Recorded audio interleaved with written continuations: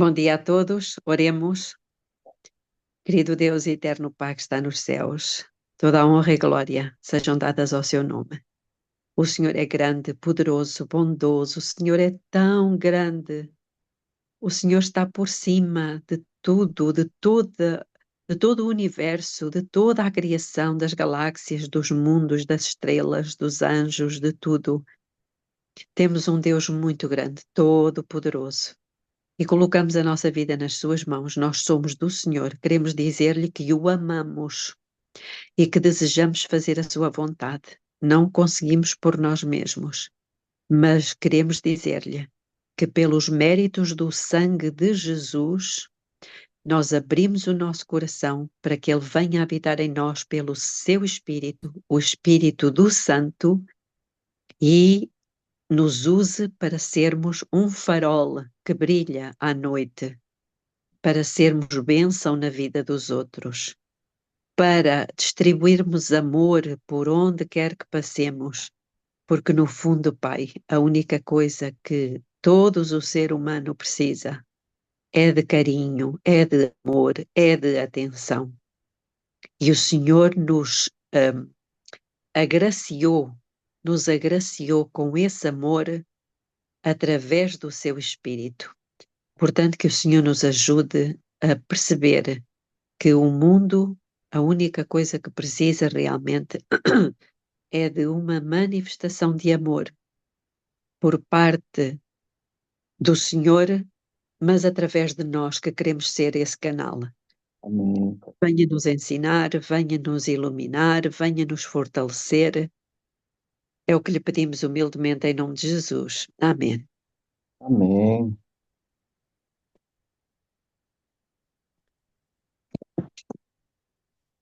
Ok, vamos lá então. Alguém quer dizer alguma coisa? Eu quero agradecer à Nelzi, porque ela fez um trabalho espetacular. Ela foi pesquisar e encontrou uma série de citações relativamente aos judeus. E eu quero só partilhar com o irmão, com os irmãos, vou só partilhar aqui uma, uma citação, apesar de haverem várias, mas eu vou partilhar com os irmãos uma citação que eu acho que é bastante significativa e que diz o seguinte: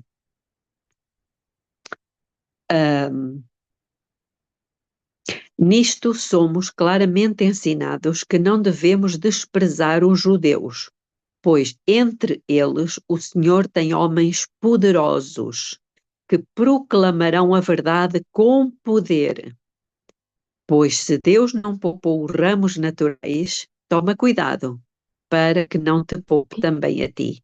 E depois a citação que nós já conhecemos, que lemos ontem, que se encontra em Romanos 11.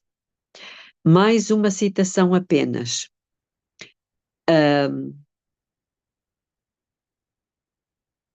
Há uma obra poderosa a ser realizada em nosso mundo. O Senhor declarou que os gentios serão reunidos, e não apenas os gentios, mas também os judeus. Há muitos entre os judeus que se converterão, e por meio deles veremos a salvação de Deus irradiar-se como uma lâmpada acesa. Há judeus em toda a parte, e a eles a luz da verdade presente deve ser levada. Há muitos entre eles que virão à luz e proclamarão a imutabilidade da lei de Deus com poder maravilhoso. O Senhor Deus agirá, ele fará maravilhas em justiça. E tem aqui mais. Aliás, outra, não resisto a ler. Haverá muitos convertidos dentre os judeus, e esses convertidos ajudarão a preparar o caminho do Senhor e a endireitar no deserto uma estrada para o nosso Deus. Os judeus convertidos terão um papel importante a desempenhar nos grandes preparativos a serem feitos no futuro para receber a Cristo, nosso príncipe. Uma nação nascerá em um dia. Como? Por meio da conversão à verdade de homens que Deus designou. ver se há a primeira erva, depois a espiga e por fim o grão cheio na espiga. Marcos 4:28. As predições da profecia se cumprirão. O dia do Senhor virá de repente e inesperadamente. Então, conseguimos ver por estas 3 citações que realmente, sim, eu vou compartilhar, aliás, ou eu ou a Nelzi podemos colocar no grupo estas citações. Elas são importantes. Portanto, o que eu quero dizer é, não fiquemos orgulhosos, inchados por termos aceito a Cristo, porque virão muitos ainda do povo de Israel, pessoas importantes com grande conhecimento e que vão tomar parte na preparação do caminho para a vinda de Jesus. Não sei se alguém quer dizer alguma coisa. Eu ainda tenho mais 2 para ler. Aí depois, se tiver alguma coisa diferente, eu mando para a senhora. Ok, muito bem, Nelzi, Essas agradeço citações são muito. do Citação. Espírito de Profecia? Como? Essas citações são do Espírito de Profecia? Sim, não. Bom. Está nas cartas da senhora sim. White. Uhum. Mas eu creio assim, ó, como eles guardam os mandamentos e eles creem em Jesus Cristo, eu creio porque existe, né? A, a Leda falou assim que tem uma igreja, uma sinagoga, não sei como é que fala lá, judaica, né? Lá em Curitiba, eles creem no Espírito de Profecia tudo, entendeu? Então eu creio que não sei se passarão para a igreja adventista, mas se passar, eles vão começar a falar algumas verdades. Que a igreja está Sim. A mim não me preocupa se eles passam para a igreja ou não passam. A mim, o meu desejo é que todos sejamos o mesmo povo, porque Ellen White diz que Deus aguarda com fremente desejo a manifestação de si mesmo na sua igreja. Ela aí fala igreja, mas ela continua e diz, quando o caráter de Cristo se reproduzir perfeitamente em seu povo, já não fala igreja, ele virá para reclamá-los como seus. Tens o micro fechado, Denis. Eu entendo que eles jamais deveriam entrar na igreja adventista hoje, do jeito que está. Pelo contrário, devem sim se unir ao povo de Deus, que não tem CNPJ, não tem pastor, não tem presidente, não tem púlpitos corruptos, nada disso. Tem que estar no meio do povo de Deus mesmo, mas não na igreja adventista hoje. A igreja adventista não é mais a igreja de Deus hoje. Mas eu creio que há pessoas que podem se levantar Mas e isso tem em falar, todas as igrejas. Isso tem em todas as igrejas. sim, assim, a igreja parecerá que cairá, mas ela não cairá. Eu ainda tenho uma esperança de que esse povo, como o povo mesmo, ou nós, sei lá, se levantar e falar umas verdades, porque haverá uma sacudidura. Então, é assim, ela parece que cairá, mas Deus vai levantar. Danira, sabes porque é que ela não cai? Enquanto tu não caíres e enquanto eu não cair. Porque nós é que somos a igreja. Portanto, a igreja só ainda não se tornou Babilónia porque nós estamos dentro dela.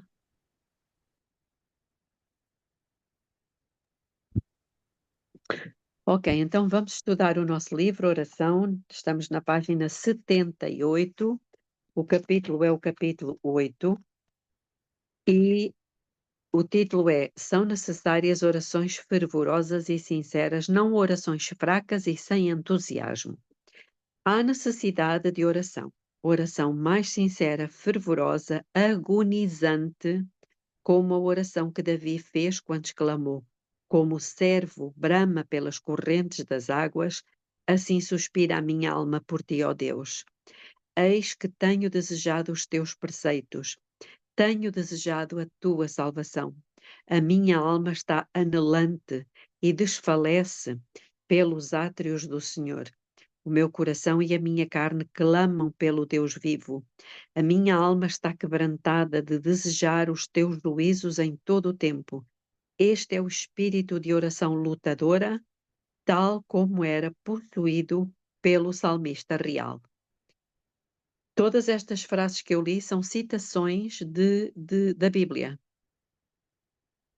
Daniel orou a Deus, não se exaltando a si mesmo, nem reclamando possuir qualquer bondade. Ó Senhor, ouve. Ó Senhor, perdoa. Ó Senhor, atende-nos e opera sem tardar. Por amor de ti mesmo, ó Deus meu. É a isto que Tiago chamou uma oração eficaz e fervorosa. De Cristo é dito, e posto em agonia, orava mais intensamente. Que contraste! Com esta intercessão da majestade do céu, mostram as orações fracas e sem entusiasmo que são apresentadas a Deus. Muitos ficam contentes com o mero palavreado, mas poucos têm um anseio por Deus que seja sincero, fervoroso e afetuoso. Algum comentário?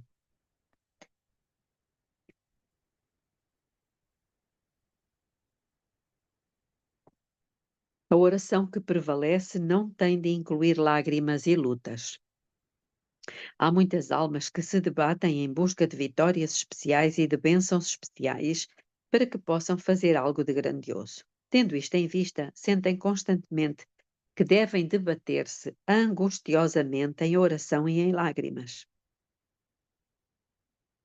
Quando estas pessoas pesquisarem as Escrituras com oração, para conhecerem a vontade expressa de Deus e depois fazerem a sua vontade de coração sem reservas ou indulgência própria, encontrarão repouso.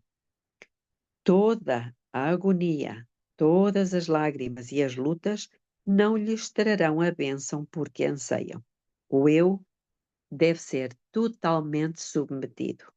Devem fazer o trabalho que se apresenta, apropriando-se da abundância da graça de Deus, que é prometida a todos os que a pedem com fé. Eu conheço alguém que tem esta forma de orar. Quando diz aqui, sentem constantemente que devem debater-se angustiosamente em oração e em lágrimas. Eu tenho uma pessoa amiga que as orações dela são quase aos gritos, com um choro, uma coisa desesperada.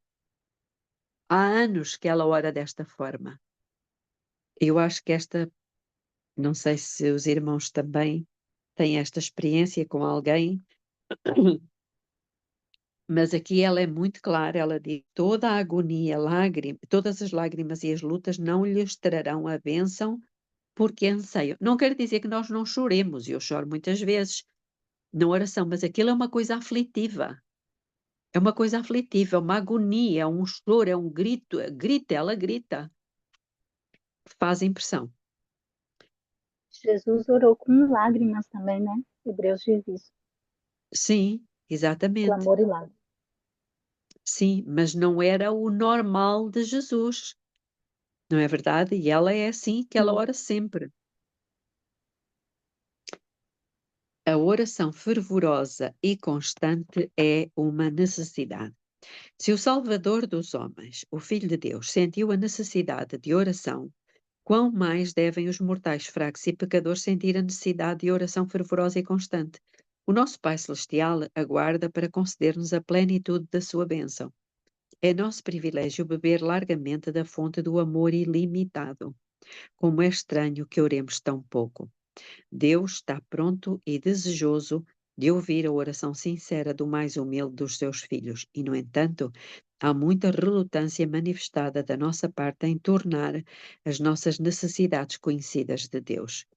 O que podem pensar os anjos do céu sobre os pobres e desamparados seres humanos que estão sujeitos à tentação, quando o coração de Deus, cheio de amor infinito, anseia por eles, pronto a dar-lhes mais do que eles podem pedir ou pensar, e, no entanto, eles oram tão pouco e têm tão pouca fé.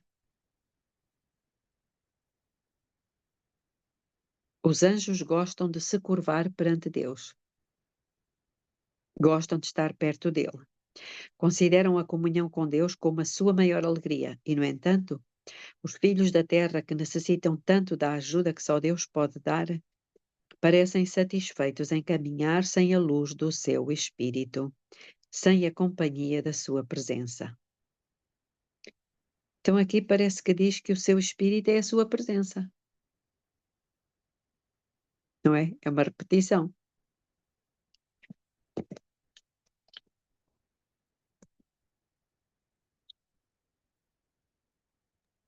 Eis que estou convosco todos os dias até a consumação dos séculos, Belinha. É verdade. As trevas do maligno envolvem aqueles que negligenciam a oração. As tentações sussurradas do inimigo atraem essas pessoas para o pecado. E tudo isso porque elas não usam os privilégios que Deus lhes deu no encontro divino da oração. Por que razão deviam os filhos e as filhas de Deus ser relutantes para orar, quando a oração é a chave na mão da fé para abrir os armazéns do céu, onde estão entesourados os recursos ilimitados da onipotência? Sem oração incessante e vigilância diligente, estamos em risco de nos tornarmos cada vez mais descuidosos e de nos desviarmos da senda reta. O adversário procura continuamente obstruir o caminho para o trono da graça, para que não obtenhamos, através de súplica e de fé fervorosa, a graça e o poder para resistirmos à tentação. Como Jacó, lutem em oração. Sejam fervorosos, sejam sinceros. A oração fervorosa serve de muito. Tal como Jacó, lutem em oração. Agonizem. Jesus, no jardim, suou grandes gotas de sangue. Devem esforçar-se. Não deixem o lugar de oração, até que se sintam fortes em Deus. Depois, vigiem e, enquanto vigiarem e orarem, podem dominar estas adversidades constantes e a graça de Deus pode aparecer e aparecerá em vós. Isto é um conselho a tomar, não é? Não deixem o lugar de oração até que se sintam fortes em Deus. Jacó prevaleceu porque foi perseverante e determinado. A sua experiência testifica do poder da oração importuna. É agora que devemos aprender esta lição da oração prevalecente, da fé que não cede. As maiores vitórias para a Igreja de Cristo ou para o cristão individual não são aquelas que são ganhas pelo talento ou pela educação, pela riqueza ou pelo favor dos homens. São as vitórias que são ganhas na Câmara de Audiência de Deus, quando a fé fervorosa e agonizante agarra o poderoso braço do poder. Aqueles que não estão dispostos a abandonar cada pecado e a buscar fervorosamente a bênção de Deus, não a obterão. Mas todos os que agarrarem as promessas de Deus, como fez Jacó, e forem tão fervorosos e perseverantes como ele foi, serão bem-sucedidos como ele foi bem-sucedido. Lutem em oração até que venha a vitória. Deus será para nós tudo o que o deixarmos ser. As nossas orações lânguidas e indecisas não nos trarão um retorno do céu. Oh, necessitamos de insistir nas nossas petições. Peçam com fé, esperem com fé, recebam com fé, regozijem-se com esperança, pois todos os que buscam acham. Sejam determinados nesta questão. Busquem Deus com todo o vosso coração. As pessoas colocam a sua alma e o seu fervor em tudo o que empreendem nos assuntos temporais, até que os seus esforços são coroados de êxito. Aprendam com intenso fervor a arte de procurar as ricas bênçãos que Deus prometeu, e com esforço perseverante e determinado terão a sua luz, a sua verdade e a sua rica graça. Com sinceridade, com fome de alma, clamem a Deus, lutem com os agentes celestiais até terem a vitória. Coloquem todo o vosso ser nas mãos do Senhor, alma, corpo e espírito, e decidam ser agentes seus, amoráveis e consagrados, movidos pela sua vontade, controlados pela sua mente, cheios do seu espírito. É muito interessante esta frase aqui, não é? Eu gostei. E decidam ser agentes seus, amoráveis e consagrados, movidos pela sua vontade, controlados pela sua mente, cheios do seu espírito. Contudo, contem a Jesus as vossas necessidades na sinceridade do vosso coração. Não vos é exigido que tenham um longo debate com Deus ou que lhe preguem um sermão, mas que, com o coração contrito pelos vossos pecados, digam: salva-me, Senhor, eu pereço. Há esperança para estas almas. Elas buscarão, pedirão, baterão e encontrarão. Quando Jesus afasta o fardo do pecado que esmaga o pecador, ele experimentará a bem-aventurada paz de Cristo. Orar sem cessar. Na obra de guardar o coração, devemos estar insistentemente em oração, pedindo incansavelmente auxílio ao trono da graça. Aqueles que tomam o nome de cristão deveriam ir a Deus com fervor e humildade, suplicando auxílio. O Salvador disse-nos que orássemos sem cessar.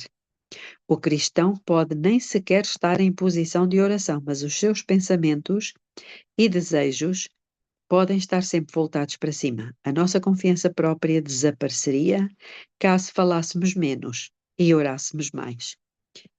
É interessante que ela fala aqui da posição de oração. Repararam?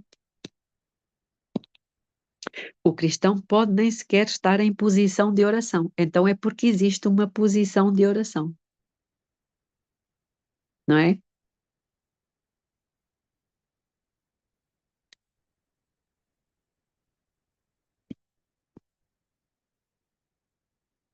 A posição de oração, creio que nem os anjos, né? Se próximo do joelho, sem pecado, eles. Isso, imagina Sim. nós que pecamos, que somos, Sim. digamos, né? Exato.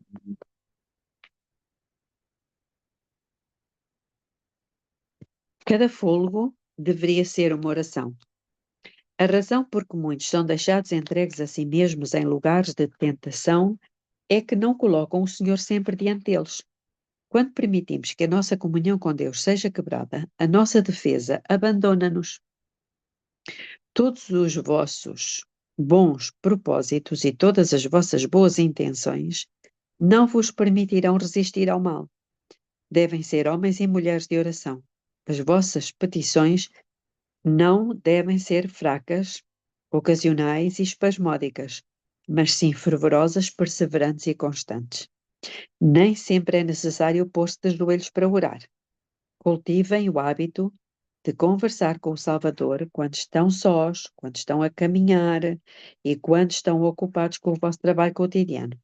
Que o coração esteja continuamente elevado em petição silenciosa, pedindo ajuda, luz, força, conhecimento. Que cada fôlego seja uma oração. Orem com fé inabalável. Orem sim, orem com fé e com confiança inabaláveis. O anjo da aliança, isto é, o nosso Senhor Jesus Cristo, é o mediador que garante a aceitação das orações daqueles que creem nele. Eu acho interessante esta questão de chamar-se a Jesus o anjo. Ainda não sei porque é que isto acontece. Não sei se ele é o anjo para os anjos e é o ser humano para os seres humanos. Percebem? Da mesma forma que nós, seres humanos, sobretudo os que viveram no tempo em que ele viveu, não é? Tiveram que acreditar que aquele ser humano que estava ali era o Filho de Deus. No céu, com os anjos passou-se a mesma coisa. Eles tiveram que crer que aquele anjo que estava ali, igual a eles, era o Filho de Deus, o unigênito Filho de Deus.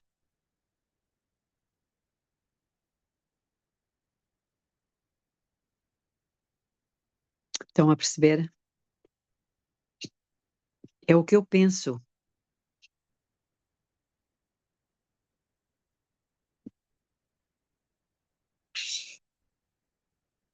Mas, por acaso, já me tenho perguntado muitas vezes, por que é que a Bíblia, por vezes, o chama de anjo? Só encontro uma resposta. Da mesma forma que ele disse que era o Filho do Homem.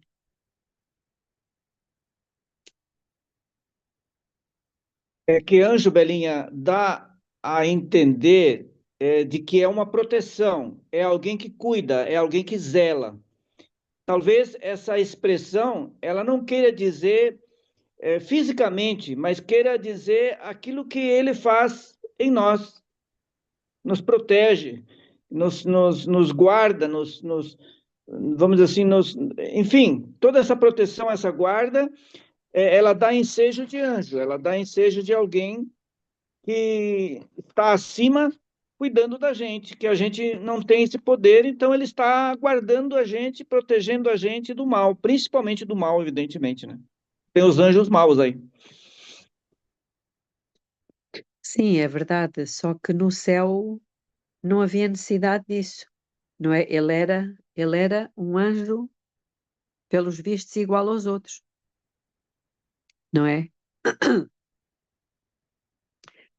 Vão ousadamente em oração. Falar. Quando Miguel travou a batalha contra Satanás, eu creio que ele, assim como ele veio na nossa natureza humana, ele Uhum. também tinha que estar assim, no poder dos anjos para que poder ter a batalha, né? O anjo do concerto, acho que é tudo refere-se a ele, né? Então ele não Sim, pode lutar, porque nem ele veio na nossa natureza humana, porque ele não podia, ninguém de nós poderíamos ser salvos de outra forma. Ele tinha que se pôr à nossa condição. Eu creio que ele também fez de se colocar na posição de anjo também. Que eles são espírito, e Deus é espírito, Jesus Cristo é espírito. Então, ele apenas, eu não sei se teve uma batalha corporal, mas não sei se a razão das razões dele que eles queriam colocar perdeu. con- Disseram que foi batalha física também, né? Não sei se porque pensa, Deus, Jesus Cristo tem muito poder, só de tocar já morria, só não de tirar o fôlego da vida deles, eu não precisava nem tocar neles também. Mas eu creio que teve, para ter uma batalha corporal, ele tinha que ser anjo também. pois é isso que eu acho também. Portanto, antes da Terra ser criada, ele era anjo para os anjos, da mesma forma que mais tarde foi humano para os humanos. Uhum.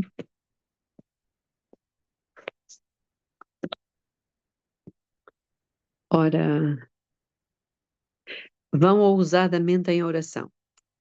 Porque não orar como se tivessem uma consciência livre de ofensa e pudessem vir até ao trono da graça em humildade, mas com santa ousadia e erguendo as mãos santas sem ira, sem dúvida.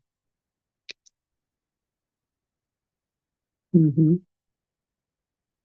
Não se curvem e cubram o rosto como se houvesse algo que desejassem esconder. Mas ergam os vossos olhos em direção ao santuário celeste, onde Cristo, o vosso mediador, está diante do Pai, para apresentar as vossas orações, misturadas com o seu próprio mérito e com a sua justiça imaculada como incenso fragrante. Então não entendo. Como é que a pessoa pode estar prostrada e ao mesmo tempo erguer os olhos em direção ao santuário celeste? Só se for pela fé, não é verdade? Só se for pela fé. São convidados a ir, a pedir, a buscar, a bater. E é-vos assegurado que não irão em vão. Jesus diz: pedi, dar-se-vos-á, buscai e encontrareis, batei, abrir-se-vos-á, porque aquele que pede recebe, e o que busca encontra, e ao que bate se abre. Mateus 7, 7 e 8. A oração fervorosa ascende como uma influência fragrante. Eles têm Belinha, voluntário. Sim, ali você falou como é que eles podem estar prostrados, né? Mas é em espírito, né?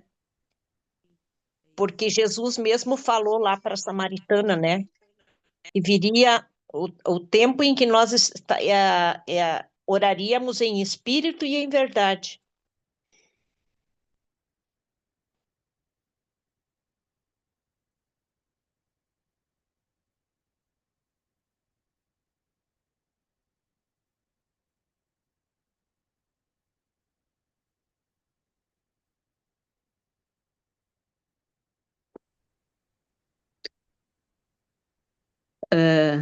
Lira, estavas a dizer que é em espírito, e é verdade. É, porque Jesus disse que que viria o tempo em que nós oraríamos em espírito e em E verdade. verdade. É exatamente isso. Então, em espírito, a gente está olhando para o alto, mas Isso, prostrado. exatamente, é isso mesmo. Estas coisas são importantes.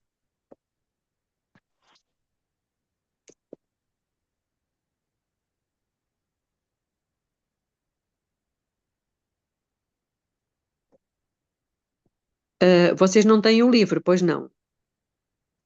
Não,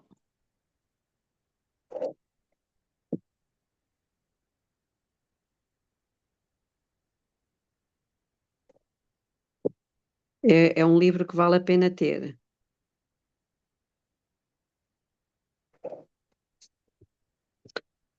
Ok. Ontem eu estive. Eu, eu tenho estado a estudar com o meu irmão. Ah, e já terminamos aqui algumas coisas. E como terminamos os 3 capítulos de Mensagens Escolhidas, volume 3, eu sugeri-lhe, Deus é que me pôs isto na mente, começarmos a estudar o livro Estudos sobre a Fé, do pastor A.T. Jones. E assim foi. Nós começamos a estudar. E ele também já é adventista há vários anos. E depois ele teve um espaço ao final do dia em que precisou de ficar à espera do filho 1 hora, que o filho saísse do trabalho, que está a trabalhar neste momento no mesmo sítio onde ele está. E então, como ele sai às 5, o filho sai às 6, ele ficou 1 hora à espera do filho. E essa hora ele aproveitou para... nós só tínhamos estudado a introdução do livro Estudos sobre a Fé, onde diz, são citações de Ellen White, que vocês lembram-se, onde ela refere a importância dos escritos de John Z. Waggoner. E então ele depois leu o capítulo 1, começou a ler o capítulo 1, e então disse-me, epá, eu nunca tinha visto as coisas desta forma. Isto não tem nada a ver com aquilo que nós aprendemos. Eu até tive que parar e voltar atrás, dizia ele, porque isto é uma forma de pensar completamente diferente. Lembram-se quando nós começámos a estudar essa questão, que era completamente diferente do que nós estávamos habituados. Portanto, eu percebi ali duas coisas interessantes. Primeiro, realmente, a Igreja, no geral, que não tem acesso ou não tem conhecimento destes indivíduos, destes homens que viveram naquela altura em que Deus deu luz, porque Deus não deu só luz a Ellen White, foi a todo aquele grupo de pessoas que foram os pioneiros.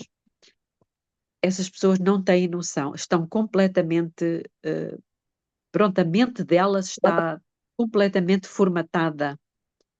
E por outro lado, como é que uma pessoa que tem contacto com isso, eu vejo ele estar a passar aquilo que nós próprios também já passamos, lembram-se? Sim. Para nós foi assim uma coisa maravilhosa. E ele dizia-me, epá, isto são muito poucos, muito poucos. Mas aquilo estava-lhe a saber tão bem que o filho chegou ao carro e ele nem deu conta que o tempo, a hora tinha passado. Ias dizer alguma coisa, Lira? Não, não. Só achei engraçado e sorri. Pois, realmente, irmãos, como é que... E depois eu até lhe citei o livro de Joel, o primeiro capítulo, vocês sabem que vem a locusta, a cortadora e tiram, come a comida, depois vem o que sobrou, vem a outra e tira mais um bocado, a outra tira mais um bocado. E realmente foi o que aconteceu. O alimento foi-nos sendo roubado, roubado, roubado. E por isso nós temos hoje uma série de moribundos. Tens nome de que vives e estás morto, diz o Senhor. Lavagem cerebral. E as igrejas são literalmente vales de ossos secos, vales de cadáveres. Acho que já nem cadáveres são ossos secos. Temos que orar, irmãos, para que o Senhor sopre o seu espírito sobre as igrejas, de alguma forma. Temos que orar sobre isso.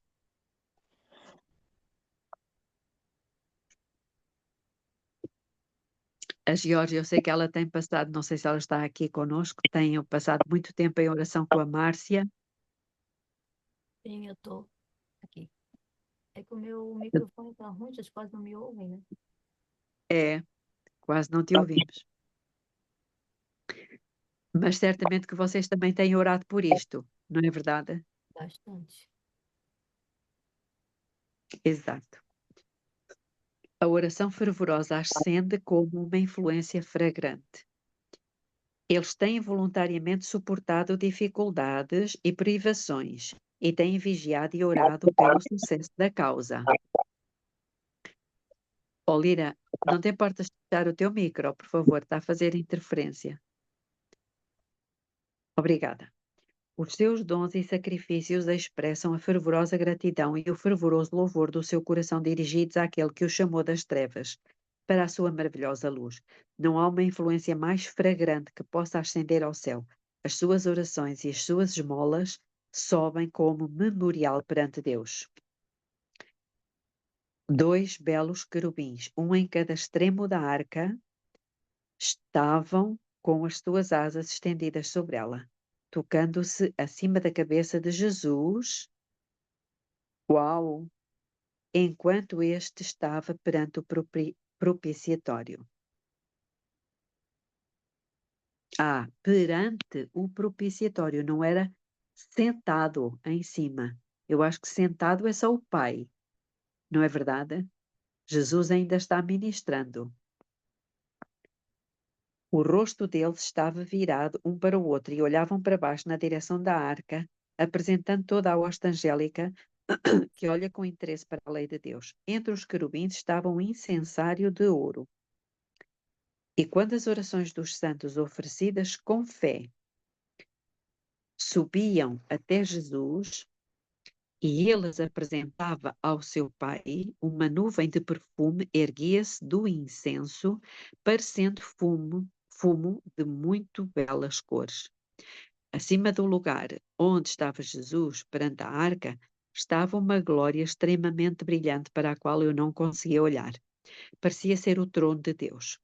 quando o incenso ascendia para o Pai, a excelente glória vinha do trono até Jesus, e a partir dele era derramada sobre aqueles cujas orações tinham subido como suave incenso. A luz derramava-se sobre Jesus em rica abundância e cobria o propiciatório, e a glória enchia o templo. Não pude olhar longamente para aquele brilho intenso. Nenhuma língua o pode descrever. Senti-me esmagada pela cena e desviei o olhar da sua majestade e glória. Alguém quer fazer algum comentário?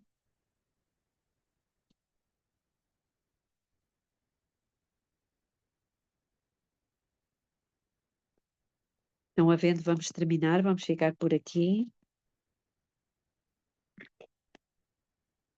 Oremos. Querido Deus, eterno Pai que está nos céus, é muito bonito, Pai, entrarmos neste outro mundo invisível que o Senhor nos dá o privilégio de ver pela fé e de sabermos quão importante é que a nossa mente aprenda a sempre sentir que está na presença do Senhor. Que o Senhor nos ajude a nunca interromper e a nada fazer para interromper essa ligação, essa comunhão que queremos ter com o Senhor. Sabemos que temos uma serpente silenciosa, rastejante, à espera de qualquer distração, mas que o Senhor nos defenda, nos proteja, nos ajude a estar vigilantes continuamente, orando com confiança, sabendo que o Senhor nunca nos abandona e nos vai guardar até o final. Cuide das nossas vidas,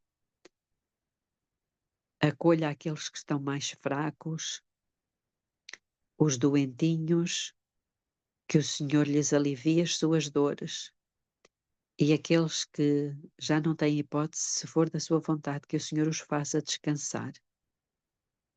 Abençoe-nos com o seu bom espírito e cubra-nos com a sua justiça maravilhosa. Em nome de Jesus. Amém.